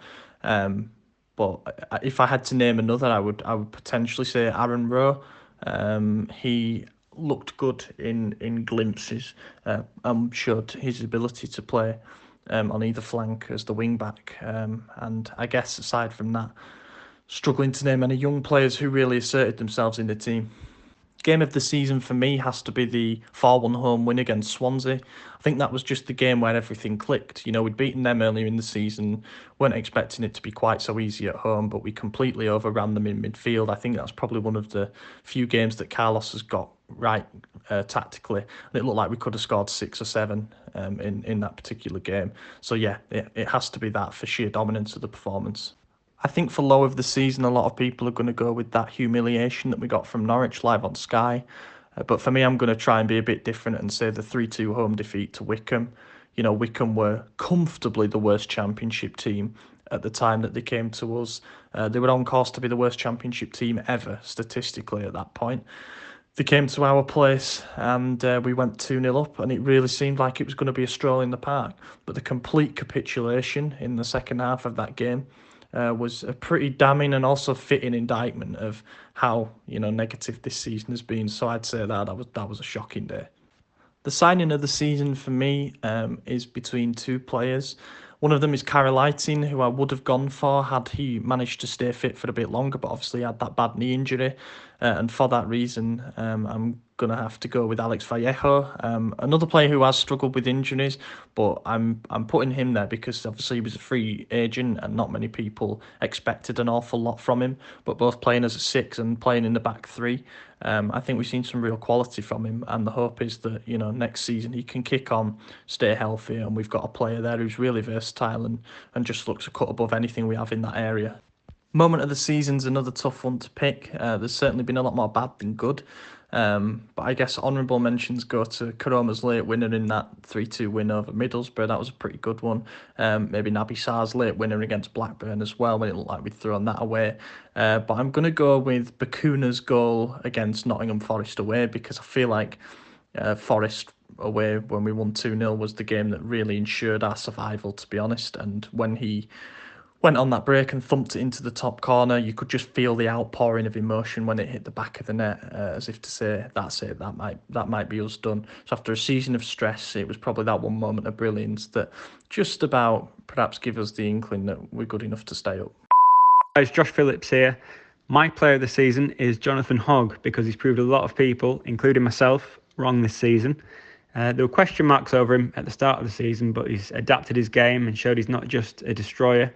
And he was pivotal in the first half of the season when we had our best form. And of the 9 games he wasn't in the squad, we didn't win any of those matches, which tells its own story. And my goal of the season was Juninho Bakuna's effort at home to Derby County in a 1-0 win. I really like this goal because it started right at the back with Naby Sarr playing it out to Toffolo, and then Toffolo linking with Bakuna. The movement off the ball was great, and it's what I want to see from a Town team, really, typified in a goal. And for my breakthrough player of the season, there were a few candidates. I like what I've seen from Scott High. Romani Evans-Green's impressed me. But I think Aaron Rowe is the one for me. He looks really exciting prospect. He's not afraid to take people on, and he's got a shot on him, as we saw against Plymouth. So I think he's going to have a really bright future at the club, whether it's right back or on the wing. From a Town point of view, I'd say the game of the season was the 3-0 win away at Millwall. But I've actually gone for a game that we lost as my game of the season.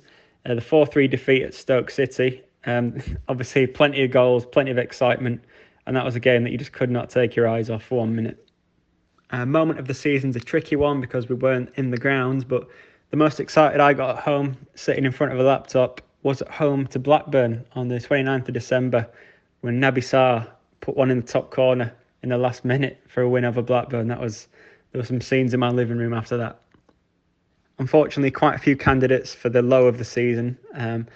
Obviously, the 7-0 at Norwich is a standout, but for me, the 3-0 loss at Preston was a really weak and limp performance from Town, and it was really difficult to watch. And Preston don't have the calibre of players that Norwich have got, which made it even more difficult. And for my signing of the season, it was a toss-up between Pippa and Karolaitin, but I've opted for Eiting because he's given us something different this season. Someone in the middle of the pitch who can really control the game, pick a pass, and I think it'd be a big miss if we can't get him back for next season. Shame about his injuries this season, though. Hi, it's Brady. I'm sure you're doing a stellar job in my absence on the podcast.